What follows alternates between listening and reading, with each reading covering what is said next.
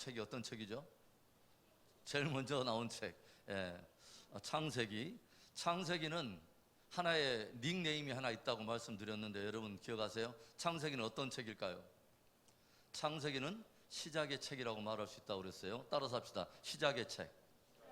예, 그래서 창세기에는 모든 만물의 시작과 그리고 또 인류의 역사의 시작, 나라들이 어떻게 시작하며 민족이 어떻게 시작하고 죄가 어떻게 이 세상에서 들어왔는가, 그러면 죄가 들어왔을 때 어떻게 하나님의 구속의 역사는 또 시작되었는가, 이렇게 모든 만물의 시작을 다루고 있는 책이 바로 제너시스, 바로 창세기라고 하는 책입니다. 자, 그러면 창세기는 누가 기록했을까요? 창세기는 누가 기록했을까요? 예, 모세. 자, 그래서 성경 제일 처음에 나오는 5권의 책을 모세가 기록했다 해서 어떻게 부른다고 말했죠? 예, 모세오경. 모세오경 5권 말해봅시다. 시작. 창세기, 출애굽기, 레위기, 민수기, 신명기. 자, 그러면 오늘 여러분 창세기가 몇 장까지 있는지 아세요? 땡. 예, 창세기는 50장까지 있어요. 자, 그래서 야, 성경 창세기는 도대체 어떤 내용을 지금 다루고 있는 거야? 라고 여러분 또 의문을 가질 수 있어서 성경 창세기 50장이 어떻게 구성되어 있는가를 잠깐 여러분에게 팁으로 드릴게요. 창세기는 1장부터 50장까지 나와 있는데 먼저 창세기는 1장부터 11장, 그 다음에 12장부터 50장 이렇게 크게 두 대목으로 나눠집니다. 자, 그래서 창세기 1장부터 11장까지는 4개의 아주 큰 사건을 다루고 있어요. 4개의 아주 큰 사건이 뭐냐면 첫 번째는 창조라고 하는 사건입니다. 창조. 그래서 창세기 1장에서 다루고 있죠. 그 다음에 2장에 에덴에 대한 내용을 다루고 있으면서 두 번째는 어떤 주제를 다루고 있냐면 타락. 어떻게 인간이 타락에 가는가, 죄가 어떻게 이 세상에 들어오게 됐는가 하는 그 주제를 다루고 있어요. 타락이라고 하는 주제. 세 번째는 어떤 주제를 다루고 있냐면 오늘 우리가 다루고 있는 홍수 심판에 대한 이야기를 다루고 있습니다. 6장부터 9장에 대한 이야기가 바로 홍수에 대한 이야기죠. 그 다음에 네 번째는 11장에 나와 있는 바벨탑이라고 하는 사건을 다루고 있어요. 바벨탑. 자, 창세기 1장부터 11장에 다루고 있는 4가지 주제를 다시 한번 읽어봅시다. 시작. 창조, 타락, 홍수, 그 다음에 바벨탑. 이 4가지 큰 사건을 다루고 있어요. 그러면 12장부터 50장까지는 어떤 주제를 다루고 있나? 4사람의 VIP를 다루고 있습니다. Very important person. 아주 중요한 4사람, 믿음의 족장들이라고 하는 이 4사람이 다루고 있는데 어떤 사람이 등장하냐면 창세기 12장에 체브람 말고 아브라함이 등장합니다. 그래서 아브라함이 등장해요. 아브라함. 그 다음에 두 번째, 아브라함의 아들이 누굴까요? 이삭이라고 하는 아들이 등장하죠. 그렇죠?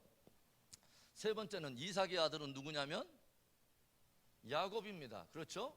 야곱의 이야기를 들려주고 있어요. 그래서 하나님을 어떤 하나님이라고 성경이 말하냐면 아브라함과 이삭과 야곱의 하나님 이렇게 말을 하죠. 그러죠? 아브라함과 이삭과 야곱의 하나님.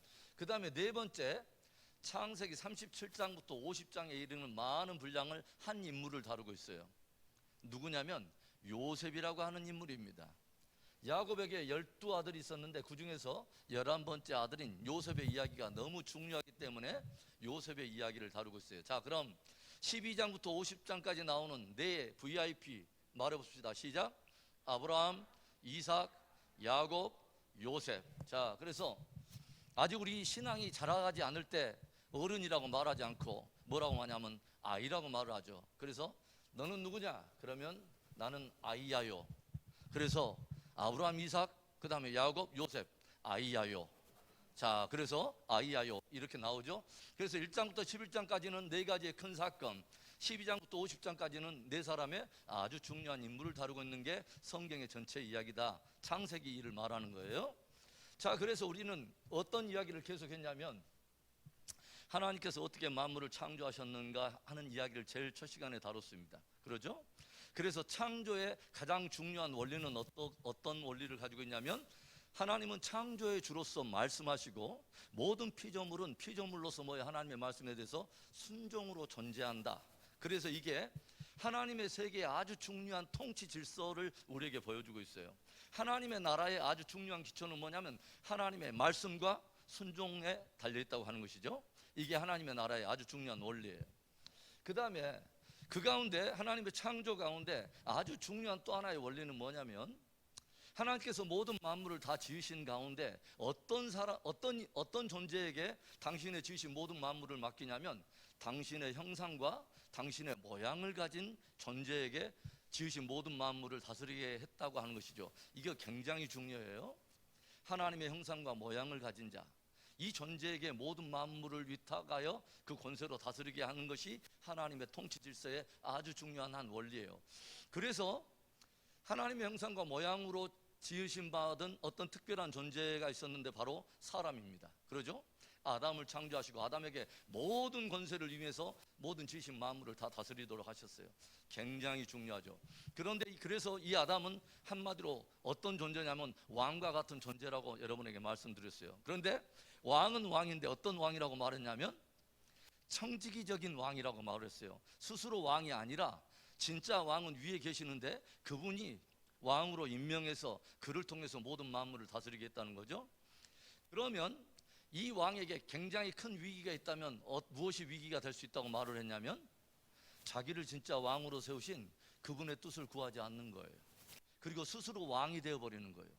그분의 뜻은 무시하고 그분과의 관계를 단절하고 내 스스로 왕이 돼서 내 뜻대로 다스리려고 할 때는 이때는 하나님의 창조의 질서에 가장 큰 위기가 찾아오게 된 거죠. 그렇죠? 그런데 실제로 어떤 사건이 일어납니까? 뱀이 이 아담에게 접근해서 하와에게 접근해서 바로 하나님의 뜻, 즉 진정한 왕의 뜻에 대한 부분을 미혹을 하면서 진리에 대한 문제를 가지고 유혹을 하죠. 그러죠? 그런데 이 문제에 대해서 하와가 그것을 그대로 받아들이면서 그것으로 인해서 뭐예요? 선악을 알게 하는 실과의 열매를 따먹고 범죄를 하게 되죠. 이거 굉장히 중요한 사건이죠. 성경은 죄를 무엇이라고 어떤 것에서 정의하고 있냐면 죄는 하나님의 말씀에 대한 뭐예요? 바로 이것에 대한 불순종을 죄라고 말하는 것입니다. 이 하나님은 어떤 분이죠? 나를 왕으로 세우신 진정한 왕이죠. 그러죠? 그런데 그 왕의 뜻에 대해서 거부해버리고 내 스스로 왕이 되는 바로 이 불순종, 이것을 성경은 죄라고 말이라고 한다는 거죠. 그래서 죄의 근본적인 부분에는 뭐가 있냐면 하나님과 나와의 관계의 문제가 있다고 하는 거죠. 관계의 문제. 그렇죠? 그러면 죄에 대해서 반대적인 성경의 개념은 뭐냐면 의라고 하는 단어를 씁니다. 의. 그런데 그러면 죄가 하나님과의 관계 속에서 불순종의 관계를 말하고 있다면 의는 무엇을 말할 것 같아요? 하나님과의 관계 속에서 순종의 관계에 있는 것을 의라고 말하는 것입니다. 할렐루야. 이거 굉장히 중요해요. 자, 그래서 아담과 하와가 예전에는 하나님의 말씀을 진리로 붙들고 그 말씀을 붙들었을 때는 하나님과의 의의 관계에서 생명을 누렸습니다. 그런데 이제는 뱀이 와가지고 야, 하나님께서 동상 실과의 과실을 먹지 말라 하더냐? 라고 하는 진짜 왕의 뜻, 진짜 하나님의 말씀에 대한 부분을 딱 건드려 보는 거죠. 이 말씀이 진짜 저들 안에 진짜 진리가 되었는가? 다만 입으로만 시인하고 마음속으로는 전혀 진리가 되지 못했는가 하는 바로 진리의 뿌리박은 그 믿음의 기초를 툭 건드려 보더라 하는 것이죠. 그런데 이때 하와가 뭐예요? 빌미를 열어주죠. 즉 무엇을 말해요? 하나님의 진리가 내 안에 진짜 진리가 되지 못함으로 인해서 사단이 와서 하나님의 말씀에 대한 뜻을 물을 때 거기에서 빌미를 열어주고 이때 사단은 하나님의 말씀에 대해서 정면으로 정반대 메시지를 하와에게 들려주죠. 그것을 먹는 날에는 하나님은 정령 죽으리라 말씀하셨는데 사단은 그것을 먹어도 결코 죽지 아니하리라 라고 거짓을 선포해 봅니다. 그러니까 하와가 하나님의 말씀을 이제는 진리로 가졌던 그 마음을 다 벗어버리고 이제는 사단이 주는 그 거짓을 진리로 딱 받아버리니까 그 진리의 근거에서 무엇을 하냐면 그 선악을 알게 하는 나무를 실과를 먹더라는 거죠. 무엇이 이제 진리 됐냐면 이걸 먹어도 죽지 않는다고 하는 사단의 거짓이 내 안에 진리가 되어버렸다고 하는 거죠. 그런데 하와는 비단 자기만 먹고 끝난 것이 아니라 자기가 진리라고 생각하는 그 거짓을 이제는 다른 사람, 아담에게 전해주는 사람이 됨으로 인해서 아담도 역시 그 선악을 알게 하는 나무를 먹고 저들 가운데 뭐가 찾아와요? 사망이 찾아오게 되었다고 하는 것입니다. 자, 이런 이야기예요. 그래서 타락이 일어남으로 인해서 하나님의 세계에 큰 위기가 찾아온 거죠. 그런데 이때 하나님께서는 세 가지 아주 중요한 복음적인 사건을 일으켰다고 제가 말씀드렸죠. 어떤 사건을 일으켜죠? 먼저 죄인이 된 아담과 하와는 하나님을 찾지 않았지만 하나님이 먼저 아담을 찾아오세요. 그래서 첫 번째 에덴 동산 안에서 타락할 때 복음의 모형은 뭐냐면 죄인을 찾아오신 하나님입니다. 먼저 죄인을 찾아오신 하나님, 이게 복음입니다. 할렐루야. 두 번째는 뭐냐면 인간들은 자기들의 벌거벗은 수치를 가리기 위해서 무화과 나무 잎으로 치마를 만들어서 가렸지만 하나님은 가죽옷을 친히 지어서 인간들의 수치를 가립니다. 굉장히 중요한 복음이 묻어있다고 말했죠. 생명이신 하나님께서, 창조의 하나님께서 인간의 수치를 가리기 위해서 당신이 친히 처음으로 무엇을 하냐면 자기가 지은 생명, 즉 한 짐승을 잡아가지고 그 피의 대가로 얻은 가죽으로 인간의 수치를 가렸다고 하는 아주 중요한 복음이 그 안에 담겨 있다고 하는 거죠. 그렇죠? 이때부터 무엇이 성경에는 흐르고 있냐면 짐승의 피가 인간의 죄와 허물을 덮는다고 하는 아주 중요한 복음의 그림자가 그 안에 묻어 있다고 하는 것이죠. 굉장히 중요한 거예요. 그 다음에 세 번째 또 복음의 그림자가 뭐냐면 창세기 3장 15절에 있었습니다. 뭐예요? 여자의 후손을 보내겠다고 하는 거죠. 여자의 후손이 오면은 사단의 모든 권세가 다 머리가 깨져버리고 이런 일들이 일어날 거라고 하는 것이죠. 그런데 이때 하나님께서 보내시겠다고 하는 이 여자의 후손은 사람에게서 오는 것이 아닙니다. 죄인된 인간은 죄인을 구원할 수 없어요. 그러니까 하나님께서 누군가를 이 땅에 보내는데 여자의 후손을 통해서 보내겠다는 거죠. 그렇죠. 이 땅에 육체를 입고 누군가가 온다는 말입니다. 그런데 그 존재가 사람에게서 난 존재가 아니라 하나님에게서 오는 존재라고 하는 거죠. 그가 오면 사단이 가지고 있는 죄의 권세가 깨져버리고 저를 믿는 자마다 뭐요? 이제는 멸망치 않고 즉 사망을 이기고 다시 승리하게 되는 놀라운 복음의 역사가 시작된다고 하는 바로 그림자가 묻어있다고 하는 것입니다. 할렐루야. 그래서 이제는 모든 멸망할 수밖에 없는 인류가 무엇의 언약 하나에 딱 그 생명을 걸고 있냐면 하나님이 유일하게 생명을 선포하고 계시는 바로 여자의 후손에 대한 그 언약에 모든 인류의 운명이 달려있다고 하는 것이죠. 그래서 성경은 구약의 전체 이야기는 누구의 이야기냐면 그 여자의 후손이 어떻게 이 세상에 오는가 하는 것들을 쭉 보여주는 역사가 구약의 역사입니다. 그래서 구약에 끊임없이 어떤 사건과 사건 사이에 어떤 이야기가 계속 기록되어 있냐면 족보 이야기가 나와요.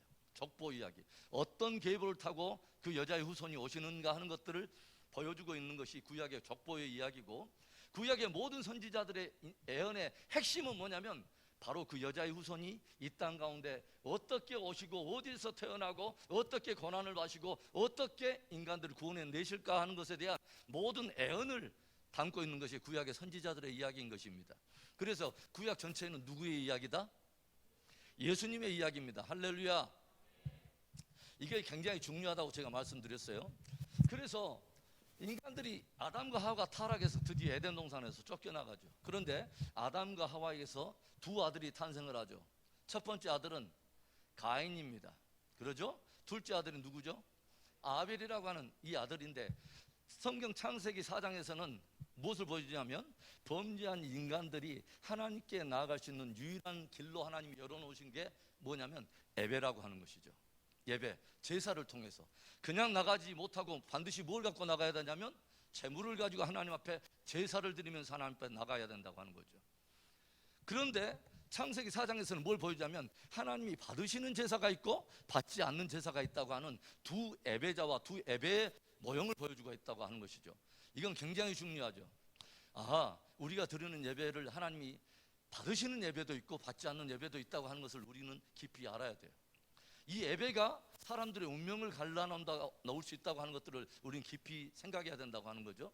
그런데 창세기 4장에서 우리가 주목해서 보면 뭐 어떤 글이 있냐면 다만 뭐야, 하나님께서 가인의 제물은 받지 않으시고 아벨의 제물은 받으셨더라 이렇게 기록하지 않고 성경은 아주 재밌게 표현했어요.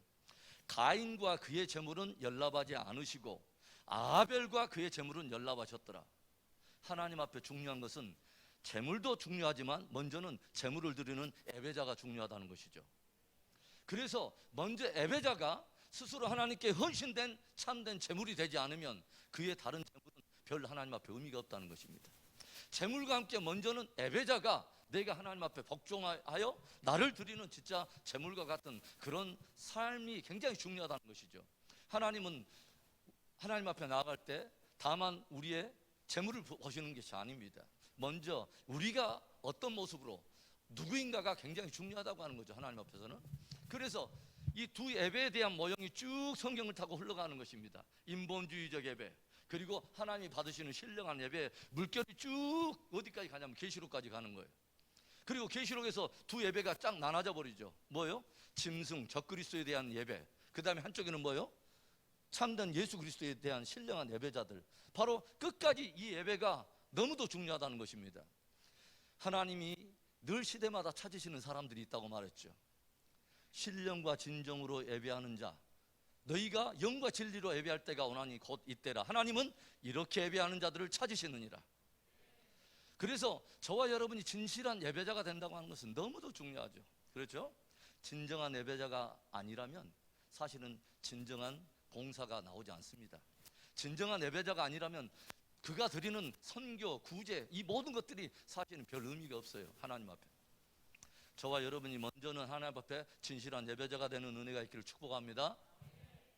그래서 아담과 하와가 죄인이 되고 그들의 자녀로 바로 태어난 사람들 가운데 채 몇 세대도 걸치기 전에 바로 밑에 세대인 가인이 인류 초체의 뭐가 돼요? 살인자가 됩니다. 죄가 어떻게 인간 사이에 세대와 세대를 거치면서 어떻게 전염적으로 확산되어 가고 있는 것들을 보여주는 것이죠. 여러분, 1대가 소면 소의 그 다음 세대는 뭘로 태어날까요? 소죠, 송아지죠. 그러죠? 그러면 말의 그 다음 세대는 뭐예요? 망아지. 개의 그 다음 세대는 개아지가 아니라 강아지. 그러죠? 그러면 묻겠습니다. 1대가 죄인이면 2대는 뭐죠? 죄인이 태어나는 것입니다. 그러죠? 바로 이게 하나의 유전성이, 육적인 어떤 개체 안에서 일어난 유전성이 영적 원리 안에서 그대로 올라오는 것입니다. 아담과 하와가 죄인이기 때문에 죄인에서 태어나는 모든 그 다음 존재들은 다 뭐예요? 아담과 하와 안에 속해 있는 다 죄인들이란 말입니다. 이거 굉장히 중요한 거죠. 예? 우리들이 인정하고 싶지 않지만 모두가 인정할 수밖에 없는 거예요. 그렇죠? 저와 여러분이 죄인이 아니라고 말을 해도 저와 여러분이 존재적으로 죄인이라고 하는 것들을 내 존재가 증거하고 있는 아주 중요한 증거가 있다고 말했어요. 뭐죠? 죽는다는 거예요.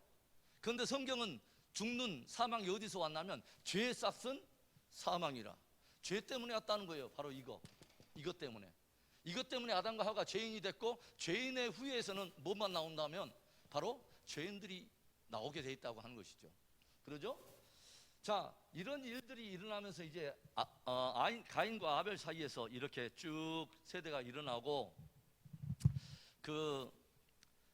여러분에게 나눠드린 그 유인물 가운데 첫 번째 1번에 젤로 세 번째 그 블럭을 보면 예배를 통해 나누어지는 열매와 서로 다른 운명 해가지고 쭉 나오죠. 하나님께서는 당신에게 신령과 진리로 예배하는 자를 찾으십니다.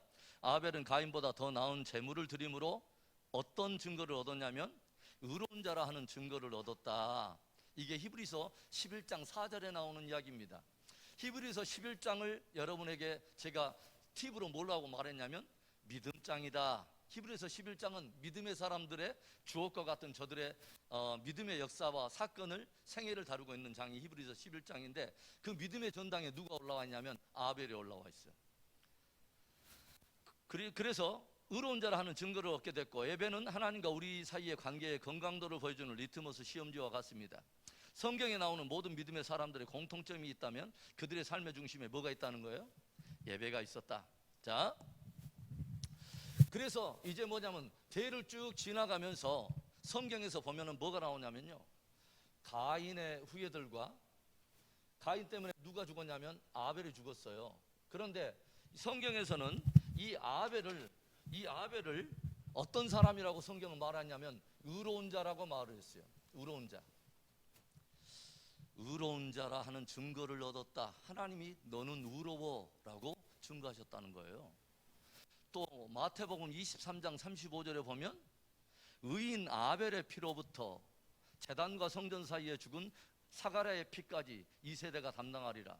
그러니까 예수님께서도 아벨을 뭐라 하냐면 의인이라고 말을 했어요. 그런데 제가 여러분에게 그런 말을 했죠. 성경에서 의의 개념은 무엇을 말한다? 하나님과 나와의 바른 순종의 관계에 있을 때 의를 설명한다고 말을 했어요. 그렇죠? 그런데 아벨은 하나님 앞에 어떤 제물을 드렸냐면 양의 첫 새끼와 그 기름을 드리죠.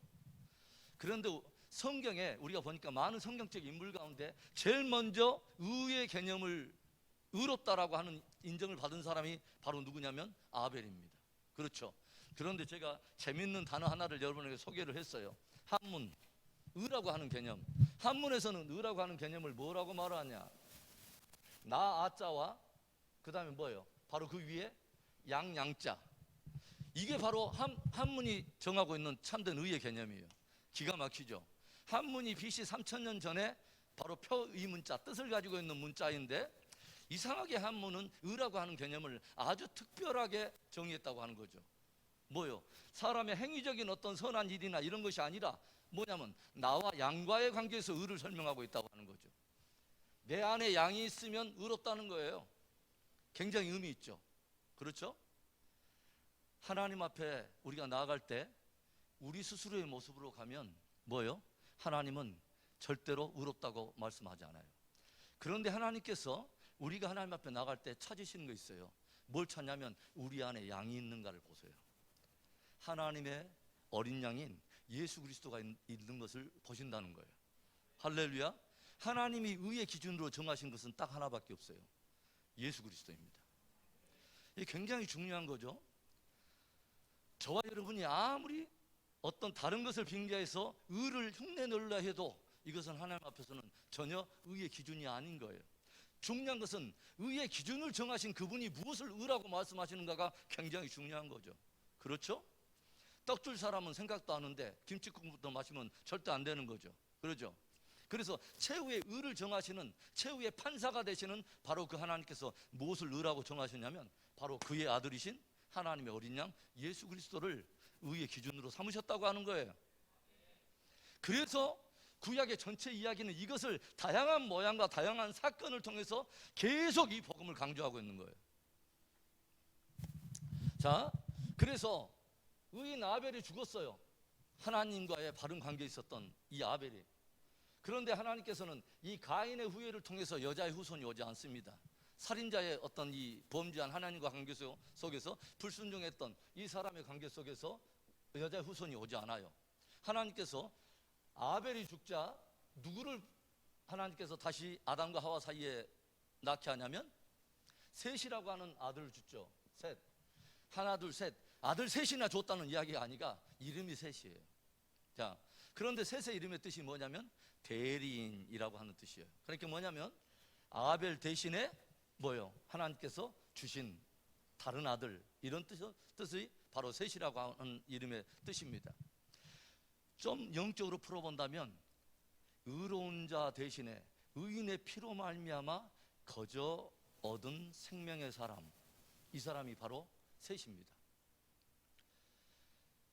그래서 셋이 그의 아들인 에노스라고 하는 아들을 낳으면서 뭐라고 하냐면 성경에는 셋이 에노스를 낳을 때 비로소 저들이 여호와의 이름을 불렀더라라는 말이 있습니다. 뭐냐면 셋은 그 후예들은 어떤 사람들이냐면 가인의 후예들처럼 인본주의적 문화를 만들어가는 사람이 아니라, 여러분 성경에 보세요. 가인은 그 후예들이 인본주의적인 문화들을 만들어냅니다.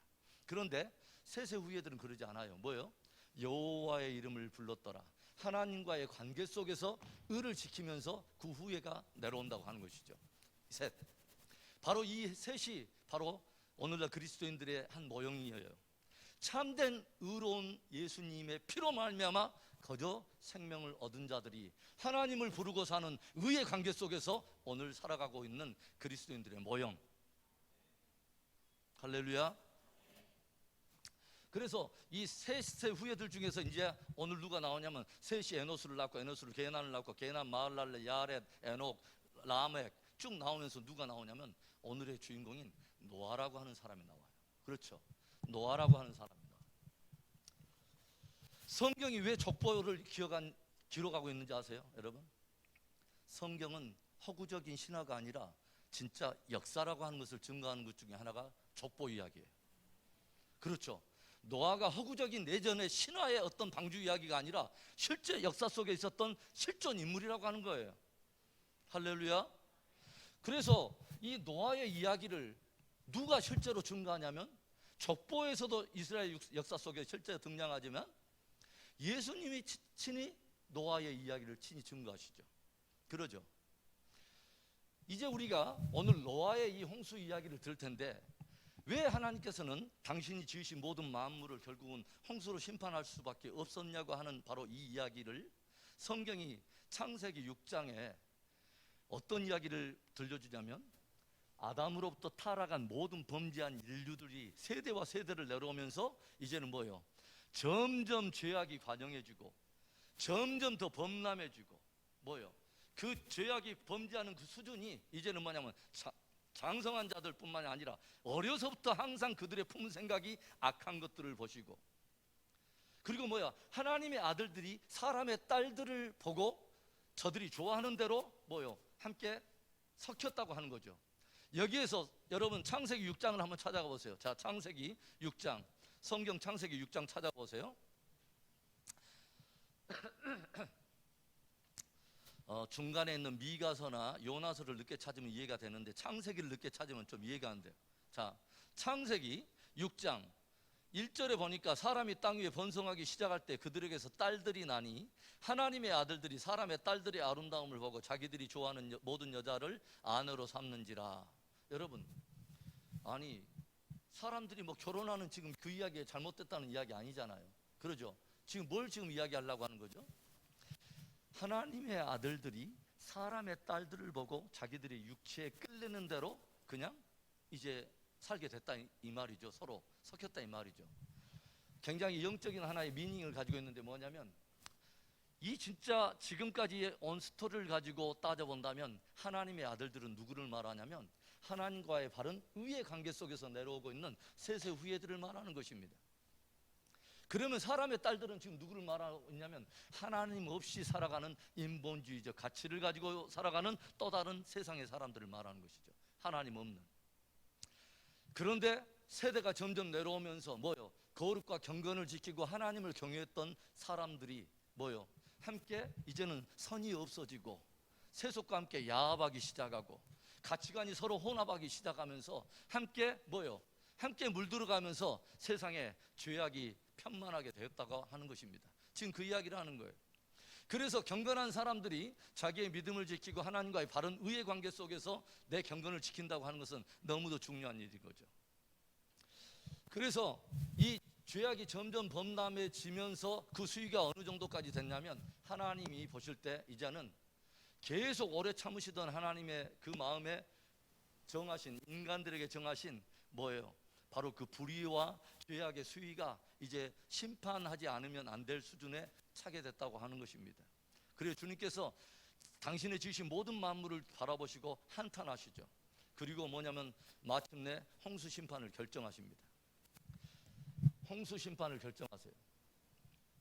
그런데 우리가 보게 되면 이제 하나님이 그 심판을 결정하는 가운데 한 인물이 눈에 띄는 것을 보게 되죠. 뭐예요? 노아라고 하는 인물. 성경에 보니까 뭐라고 하냐면 노아는 여호와께 은혜를 입었더라, 이런 뜻이 있습니다. 노아는 여호와께 은혜를 입었더라. 노아를 어떻게 말하고 있냐면 6장 8절에 노아는 의인이요 완전한 자요 하나님과 동행하는 사람이었더라. 뭐냐면 노아는 지금까지 뭐예요? 하나님과 바른 순종의 관계 속에서 뭐예요? 주님과 동행하면서 그 세대를 살았다고 하는 거죠. 어떤 세대 속에서? 하나님이 심판을 선포할 수밖에 없도록 타락한 바로 그 세상의 한복판에서 여상하게 뭐요? 하나님과의 그 관계를 고수하면서 경건을 지키는 사람이었다고 하는 것입니다. 여러분, 그래서 노아는 어떤 사람이냐면 첫 지구적 심판을 결정하여 첫 지구적 심판이 집행되던 바로 그곳에서 심판받을 수밖에 없는 세상 속에서 하나님께로 은혜를 받아 뭐요? 구원받은 구원 성도의 한 예표를 가지고 있다고 하는 거죠. 이제 이런 이야기를 이제 풀어가면서 우리가 중요한 것은 뭐냐면은 예수님께서 이 노아의 이야기를 들려주신다고 하는 것이죠. 그런데 예수님의 그 이야기 속에서 왜 우리에게 이 이야기가 굉장히 중요하냐면 이제 봅시다. 자, 2번으로 가가지고 마태복음 24장 37절부터 39절의 말씀에 노아의 때와 같이 누구의 임함도? 인자의 임함도 그러하리라. 우리 정인자 집사님 오셨습니다. 인자의 임함도. 자, 홍수 전에 노아가 어디에 들어가던 날까지, 방주에 들어가던 날까지 사람들이 먹고 마시고 장가들고 시집가고 있으면서 홍수가 나서 그들을 다 멸하기까지 깨닫지 못하였으니 인자의 임함도 이와 같으리라. 자, 이제 굉장히 중요한 우리가 대목으로 서서히 들어갑니다. 여러분, 조용히 생각해 보면 지금 예수님께서 마태복음 24장을 지금 다루고 있는데 이 앞전 시간에 제가 이 주제를 좀 언급하다가 지금 시간이 없어가지고 끝냈어요.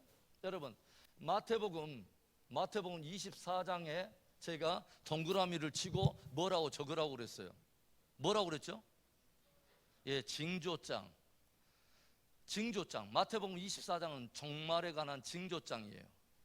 예수님께서, 하나님의 아들이신 예수님께서, 초림에 오신 예수님께서 직접 당신의 재림하실 때 어떤 일이 있게 될 것인가를 징조의 모든 것들을 담아서 가르치신 장이 바로 마태복음 24장이에요. 그렇죠? 그래서 마태복음 24장에 보면 이런 일들이 있을 거야. 처처의 기근과 지진과 전염병들과 여러 일들이 일어날 거야. 이런 일들이 다 일어나고 다 모든 것들을 징조를 다 들려주신 후에 주님께서 마지막 결론처럼 들려주신 말씀 중에 하나가 뭐냐면 마태복음 지금 우리가 읽었던 24장 37절부터 39절이에요. 노아의 때와 같이, 노아를 언급해요. 주님은 인자의 임함도 이와 같으리라. 그러니까 예수님이 초림 때 오셔가지고 주의 인자의 임함, 즉 예수님의 재림에 대한 이야기를 다루시면서 야 있지, 인자의 임함은 누구의 때와 같냐면 노아의 때와 같으리라. 노아의 때와 같으리라. 아주 중요한 말씀이죠. 그러죠? 그러니까 주님이 이렇게 말씀하시고 있는 거예요. 야, 아직 주의 재림은 나타나지 않았어. 너희들은 아직 나의 다시 오심에 대해서 너희들은 아무것도 알지 못해.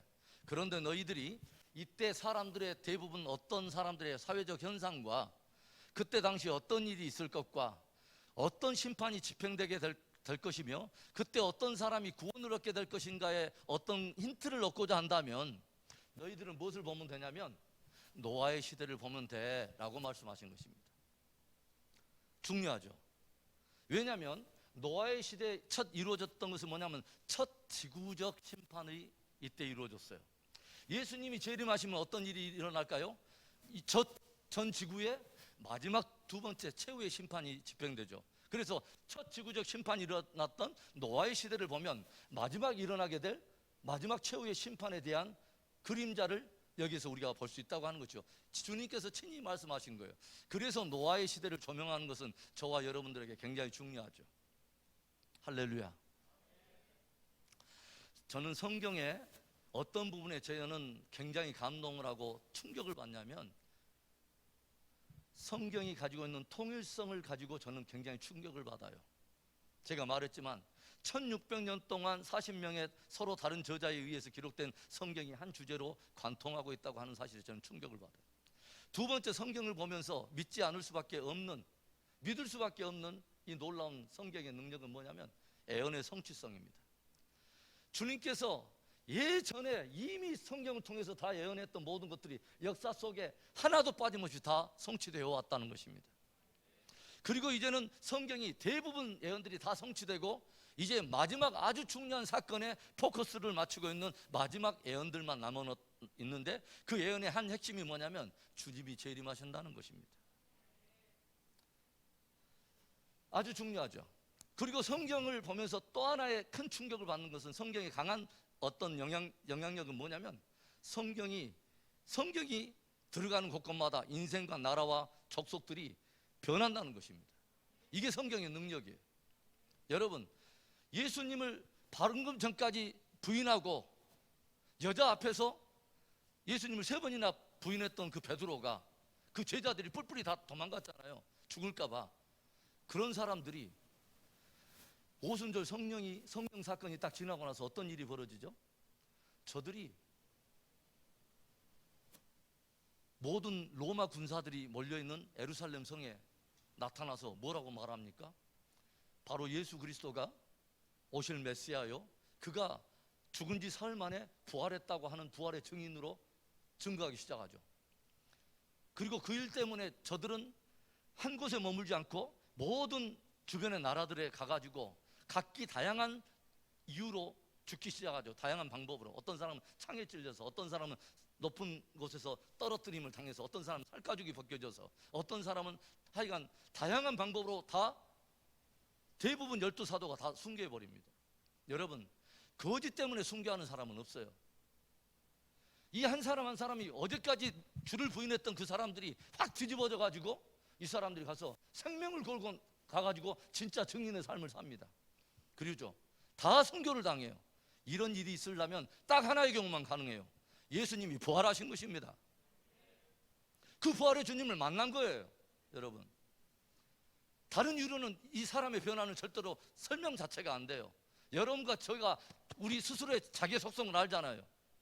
우리 스스로가 거짓 때문에 자기 목숨을 내놓을 사람 한 사람도 없어요. 그렇죠? 굉장히 중요한 것입니다. 자, 그래서 예수님께서 친히 노아의 시대를 언급하면서 주님의 다시 오심의 이야기를 해요. 그러니까 노아 시대를 연구해보고 노아를 깊이 연구해본 것은 너무도 중요한 거예요. 자, 그러면 봅시다. 이 노아 시대에 어떤 일이 있었습니까?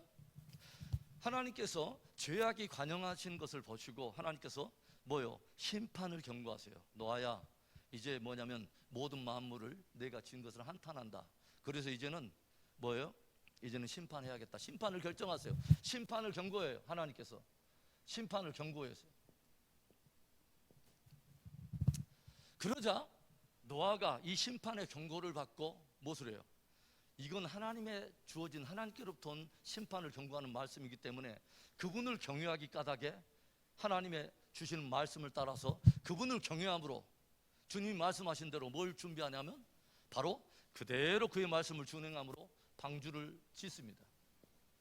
하나님의 말씀을 준행함으로 방주를 지어요. 구체적으로 하나님이 주시는 그 제도와 식양을 따라서 흔들림 없이 그 방주를 짓습니다. 그리고 이 방주를 지음으로 인해서 이 노아는 무엇을 받냐면 그의 가족들이 함께 구원을 받아요. 그렇죠? 아주 심플한 이야기라면 이렇게 말할 수 있죠. 그런데 여러분 보세요. 제가 오를 의자를 한문으로 제가 풀이했습니다. 그래서 오를 의자는 나와 양과의 관계에서 성경은 풀이하고 있다. 그러면 배선자가 있습니다. 한문에서 배선자는 이렇게 써요.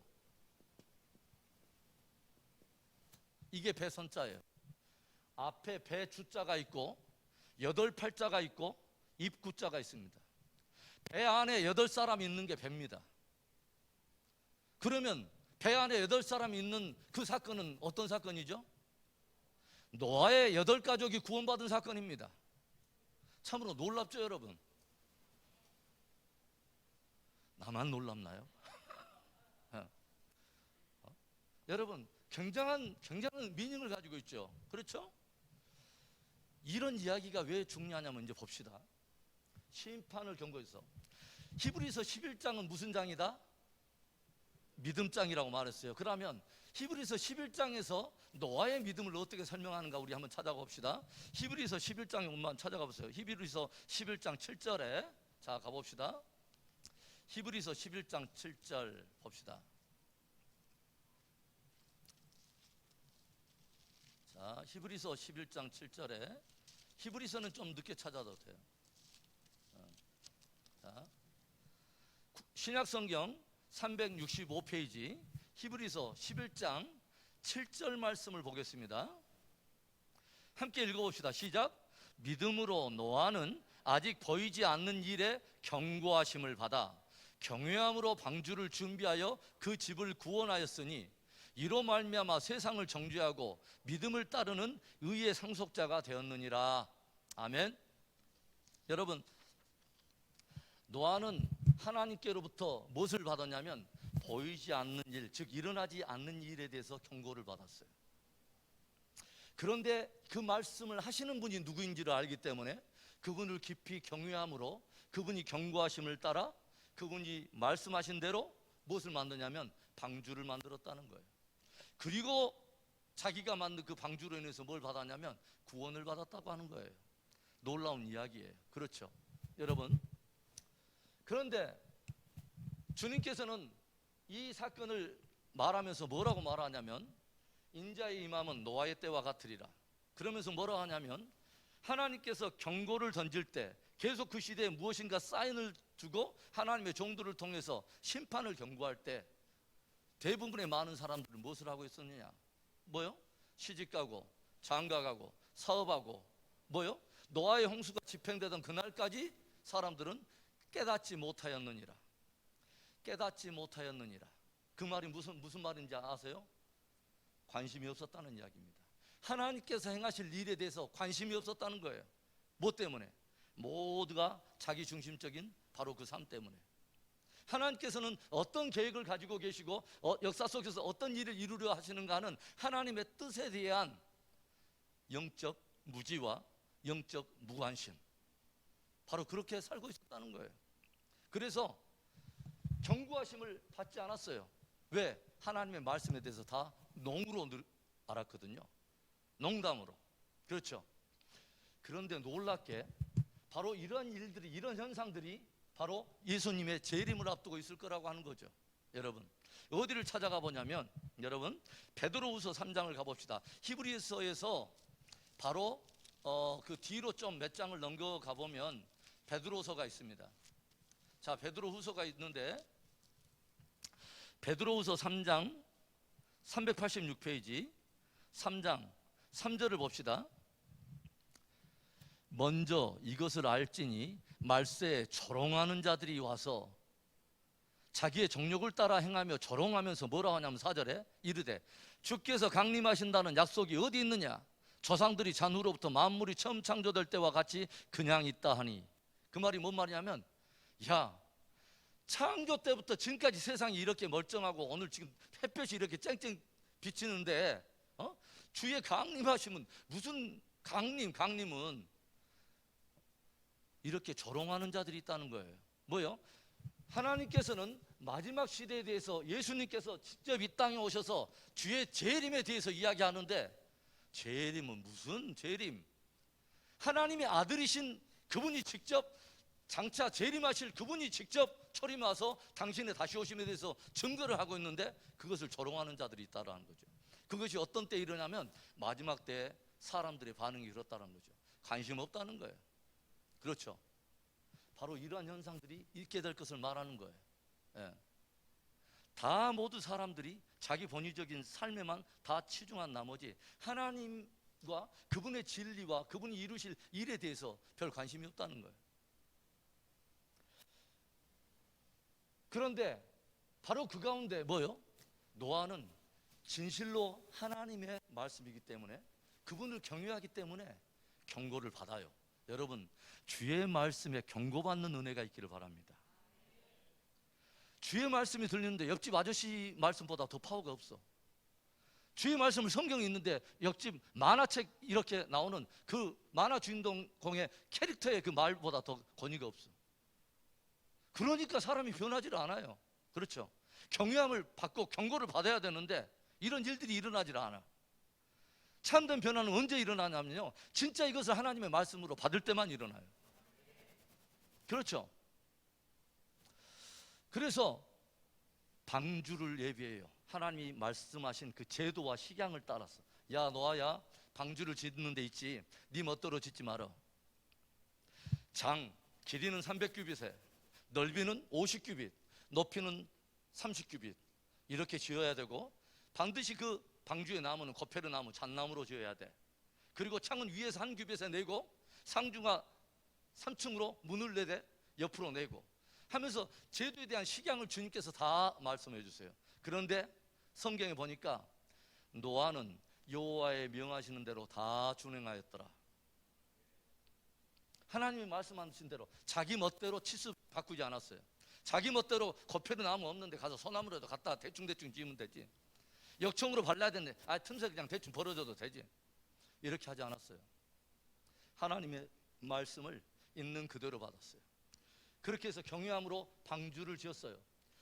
그러니까 무엇을 보여주냐면 마지막 시대에도 주님의 경고하심을 받아서 대부분 사람들이 다 그의 영적 무지와 영적 무관심 속에서 다 관심이 없을 때에 진짜 하나님의 말씀을 받아서 마지막 시대에 믿음을 준비하는 사람들이 있게 될 것을 노아를 통해서 보여준다는 거예요. 굉장히 중요하죠. 예. 노아는 마지막 시대에도 구원받을 바로 구원 성도의 한 예표를 가지고 있는 것입니다. 노아가. 할렐루야. 자, 그래서 이 방주를 지었어요. 방주를 지었어요. 그리고 그가 지은 그 방주로 인해서 누가 구원을 받냐면 그와 온 가족들이 구원을 받아요. 홍수가 내리는 날까지 대부분의 많은 사람들은 관심도 없고 깨달으려고 하지도 않고 마음에 두지 않았지만 진짜 그것을 늘 마음에 두고 주님이 오실 날이 있구나. 주님께서 오시는 그날에 영원한 심판과 영원한 구원이 갈리는 바로 그 인류 최후의 그날이 우리에게 다가오고 있구나. 그렇다면 나는 어떻게 살아야 할까? 어떻게 살아야 할까? 라고 질문하면서 매일매일을 그날을 사모하면서 준비하면서 사는 믿음이 있더라는 거예요. 할렐루야.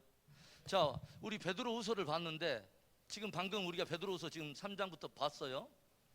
이 말씀을 쭉 보면서 봐세요. 6절에 이로 말미암아 그때 세상은 물이 넘침으로 멸망하였으되 이제 하늘과 땅은 그 동일한 말씀으로 불사르기 위하여 보호하신 바가 되어 경건하지 아니하는 사람들의 심판과 멸망의 날까지 보존하여 두신 것이라. 그 뒤에 좀 읽어볼게요. 8절에 사랑하는 자들아 주께는 하루가 천년 같고 천년이 하루와 같다는 이 사실을 잊지 말라. 주의 약속은 어떤 이들이 더디다고 생각하는 것 같이 더딘 것이 아니라 오직 주께서는 너희를 대하여 오래 참으사 아무도 멸망하지 아니하고 다 회개하기에 이르기를 원하시느니라. 그러나 주의 날이 도둑같이 오리니 그날에는 하늘이 큰 소리로 떠나가고 물질이 뜨거운 불에 풀어지고 땅과 그 중에 있는 모든 일이 드러나리로다. 11절에 이 모든 것이 이렇게 풀어지리니 너희가 어떠한 사람이 되어야 마땅하냐. 거룩한 행실과 경건함으로 하나님의 날이 임하기를 바라보고 간절히 사모하라. 그날에 하늘이 불에 타서 풀어지고 물질이 뜨거운 불에 녹아지려니와. 13절 읽습니다. 시작. 우리는 그의 약속대로 의가 있는 곳인 새하늘과 새 땅을 바라보도다. 아멘. 노아가 지은 방주를 타고 드디어 모든 것이 완성된 노아 600세 되던 2월 17일 드디어 하늘에 창들이 열리고 기쁨의 선들이 터지면서 40일을 주야로 이 땅에 비가 쏟아지기 시작해요. 어마어마한 격변이 일어난 것입니다. 그렇죠. 이전에도 없고 이후에도 없는 어마어마한 수준의 창수가 나고 바람이 불고 어마어마한 바람이 일고 풍랑이 일어나면서 지으신 모든 것들이 다 코로 기식한 것들이 다 물에 수장되어서 죽어갈 수밖에 없는 40일 동안 일어난 그 홍수가 150일 동안 범람하고 창이라고 그래서 코로 숨쉬는 모든 것들이 다 죽는 바로 그때에 심판받은 바로 그곳에서 유일하게 그 당시에 많은 사람들도 자기 나름대로 배도 있었을 것이고 다른 배들도 있겠지만 유일하게 1년 10일 동안의 대홍수의 장정을 견디고 마지막에 아라랏산에 도착한 유일한 배는 길이 300규빗, 넓이 50규빗, 고가 30규빗에 위로 한 규빗에 창을 내고 거페르나무로 지은 노아의 방주 한 척밖에 없었습니다. 내 의무적으로 구원의 길을 정할 수 없어요. 내가 구원의 어떤 것들을 길들을 낼 수 없는 거예요. 하나님이 정하신 바로 그 길, 그것이 유일한 구원의 길입니다. 그래서 이 구원의 방주는, 노아의 방주는 무엇을 상징하냐면, 사람이 그때는 이 방주를 치수를 땅에 따라서 정했지만, 이제는 진짜 구원을 주실 수 있는 하나님이 이 땅에 보내신 유일한 구원의 방주가 있어요. 예수 그리스도입니다. 예수 그리스도. 그래서 이 구원의 방주, 유일한 구원의 길인 방주는 사람 가운데 구원을 얻을 다른 이름을 주신 일이 없는 하나님께서 유일하게 구원을 얻을 길로 우리에게 내어주신 예수 그리스도를 예표하고 있는 것입니다. 그래서 바로 모든 홍수의 대장정, 심판을 다 벗어나서 마지막 축복의 아라랏산에서 심판받을 옛 세상에서 다 이기고 새하늘과 새 땅을 바라봤던 유일한 가족이 노아와 그의 가족들이었습니다. 그와 마찬가지로 예수 그리스도 안에서 하나님께서 예비하신 바로 유일한 예수 그리스도 안에 내 뿌리를 깊이 박고 마지막 시대에 그 일어날 격변은 상상을 초월해요. 전 지구적으로 이전에 있었던 잠깐의 어떤 비 오고 막 이 정도 수준이 아니라 어마어마한 전 지구적 격변을 통해서 심판이 풀어진 것처럼 마지막 시대에 하나님께서는 전 지구적으로 어마어마한 수위에 하늘과 땅을 진동시킨다고 말씀하세요. 우리가 부인하고 싶고 피하고 싶은 바로 그런 부분일 수도 있겠지만 하나님께서 정하신 역사예요. 그래서 성경을 보면 예수님께서도 반드시 마지막 때 있게 될 징조들에 대한 이야기를 풀어주시고, 요한계시록에는 그때 어떤 일들이 또 구체적으로 일어날 것인가 하는 것을, 그 징조를 더 세부적으로 또 풀고 있고, 반드시 있게 된다는 거죠. 어떤 수준으로? 전 지구적인 굉장한 수준이 일어난다는 거죠. 그런 의미에서 저는 하나님의 커다란 계획 속에서 저는 이번에 코로나의 상황을 저는 예의주시하고 있어요. 왜냐하면 한 지역적인 지역의 문제가 아니라 마지막에 처처의 기근과 지진과 있으면서 전염병이 창궐하게 될 것을 주님이 예고하고 계시기 때문에 아주 주의 깊게 우리가 한번 볼만한 그런 현상이라고 생각을 해요. 여러분, 서서히 지구촌에 창수가 일어나고 바람이 불기 시작할 때, 여러분 그때는 성도들이 서서히 일어나서 옷깃을 단장하고 나의 구원의 믿음을 감검하고 내 가정과 자녀들의 신앙을 다시 한번 감검해보고 참된 예수 그리스도의 신랑으로 오실 주님의 재림을 다시 한번 준비하는 거룩한 신부로 일어나기 시작할 때입니다. 저와 여러분이 나누고 있는 이 성경 기초 양육의 과정이지만 한 스토리 안에 과거적인 하나의 인간들이 만들어놓은 픽션이나 이런 것들이 아니라 실제로 이 사건이 하나님께서 재림하신 주님, 초림의 주님께서 장차 있게 될 역사 속에 일어날 이 방대한 스토리를 주님께서 직접 원금하면서 들려주고 있다고 하는 것은 저와 여러분에게 굉장한 도전이 됩니다. 저와 여러분이 성경 공부를 할 때 다만 지식적으로 몇 가지 우리가 의논하려고 우리 신앙생활을 한다면 우리는 정말 웃기는 생활을 하는 것이죠. 그러죠? 너희가 성경에서 영생 얻는 줄 알고 이 성경을 상고하거니와 이 성경이 내게 대하여 증거하는 것이라. 저와 여러분이 성경을 대하고 우리가 예배를 하고 주님과의 관계 속에 바른 내 믿음을 감검하고 있는 것은 구원 얻기 위한 것입니다.